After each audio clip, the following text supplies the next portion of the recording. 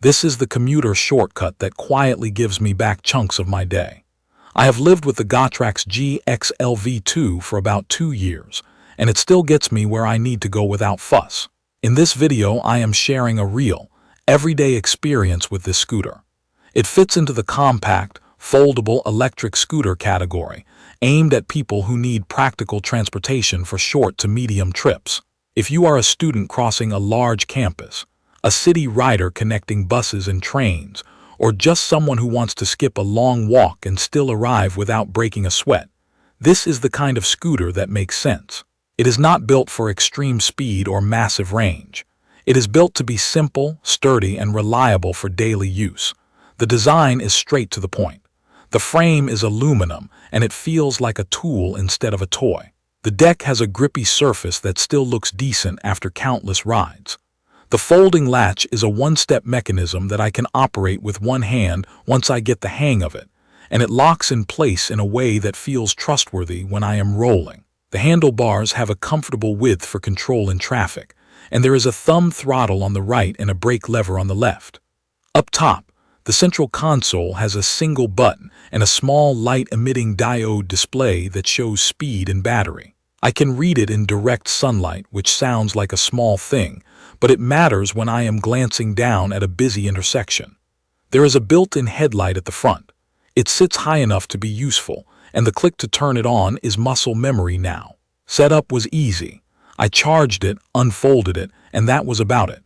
It uses a push-to-start system, which I prefer because it prevents accidental throttle when I am standing still. A small kick gets the wheels moving, then I press the throttle and it goes. The takeoff is smooth and predictable. It does not lurch, and it does not feel sluggish either. Top speed is around 15.5 miles per hour on flat ground for me, and it holds that pace steadily until the battery starts to fall toward the last bar. Even then, it does not immediately bog down. The scooter maintains a usable speed until very close to empty, which has saved me from slow crawls on the final block more than once. Core performance comes down to 3 things for me: power, stopping, and comfort. The motor is rated at 250 watts, and that sounds small on paper, but it is tuned well. On gentle to moderate hills, the scooter keeps moving at a respectable clip. On steeper climbs, it will slow to a jog, but it does not give up. I am under the rider limit of 220 pounds, and with a backpack I can still crest the hills in my neighborhood without walking. For braking, there is a rear disc brake that engages with a firm lever pull. It is not grabby, and it does not fade on longer descents. I do a quick cable adjustment every few months to keep the bite point where I like it, which takes a minute with a simple tool. As for ride comfort, the tires do a lot of the work. They are 8.5-inch air-filled tires, and they soften cracks and seems better than solid rubber tires.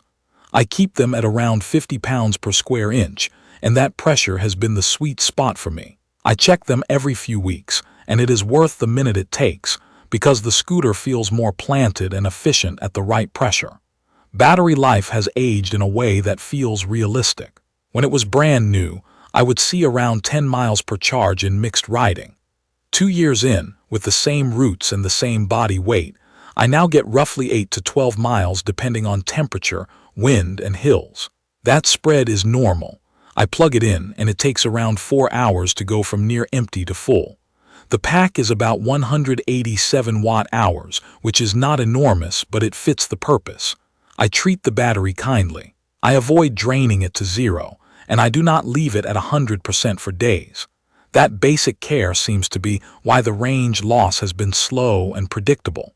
Real-world use is where this scooter has proven its value. I have rolled it across smooth sidewalks, gritty pavement, and the occasional stretch of packed gravel in parks. On grass it will move, but I would not recommend long grassy paths. It handles city speed bumps and curb cuts without complaints, and the deck clearance is fine, as long as I angle over taller transitions instead of hitting them straight on. Rain happens, and I have been caught in light showers. I take it easy on wet surfaces and avoid deep puddles. After those rides, I wipe down the scooter and let it dry before charging. The electronics have held up, and the brake rotor has not rusted beyond a little surface haze that wipes off. There is a cruise control function that has become one of my favorite hidden features. If I hold the throttle steady for a short stretch, the scooter beeps and locks in my speed. On long bike paths, that means I can relax my thumb and keep a consistent pace. Tapping the brake or nudging the throttle cancels it instantly, so I never feel stuck in a mode I cannot control. The headlight is fine for being seen, and it is adequate for slow rides at night on lit streets, but it is not a high beam. On very dark paths, I bring a small clip-on light for extra reach. The rear reflector is visible, but I added a strap-on light to my backpack to make sure cars see me from behind. That is less a complaint and more a reality of small scooter lights in general. A specific use case that sold me on this scooter is my commute to a transit stop. The walk used to be 20 minutes each way. With the scooter, it becomes a 6 to 8 minute ride depending on lights, and I arrive without sweating through a shirt. When I get to the bus, I fold it with one motion, hook the latch, and carry it on board. The weight is around 27 pounds, which I can manage up a flight of stairs without straining, and I am not particularly strong. When I hop off, I unfold it and I am moving again in seconds. On weekends, I have used it to reach farmers markets a couple miles away. I throw a small tote in my backpack and roll home with produce without juggling bags. On trips, I have covered long museum districts and waterfronts without that end-of-day footache. That kind of practical mobility is what keeps me using it. Maintenance has been light. I check bolt tightness every few months, especially around the folding latch. Over time, the latch can feel a touch looser than new, and a quick adjustment keeps the stem solid. The brake cable stretches a little with use, and a quarter turn on the barrel adjuster brings the bite point back. The tires need air now and then. That is it. The deck rubber is scuffed but intact. The grips are still grippy. The display has not fogged up in cold mornings. The charging port has a cap that still closes snugly. There are a few limitations that matter. If you live in a very hilly area, the 250-watt motor will get you up most slopes, but it will slow, and you will need patience. The headlight is more for visibility than for lighting your path far ahead. The deck is long enough for a comfortable stance, but if you have very large feet, you will find yourself riding with one foot angled and the other slightly behind it. On very rough pavement, the lack of suspension means you will feel the chatter. I ease off the throttle on those stretches and let the tires do the cushioning. None of these are deal breakers for me, but they are worth knowing before you buy. What I appreciate day to day is how predictable everything feels. The throttle curve is smooth. The braking is consistent. The range estimate in my head matches what the battery actually delivers. Even when the battery is low, the scooter holds a steady speed until the last bit. The display is bright enough that I do not squint to read it in the afternoon sun. The single button interface keeps me from fiddling with settings. Push to start, go, stop, fold. That rhythm makes it easy to trust. One small detail that surprised me is how quiet the ride is. The motor has a soft electric whir that fades into the background. There are no rattles when the latch is dialed in, and the fenders have not developed buzz. That quietness matters in neighborhoods early in the morning.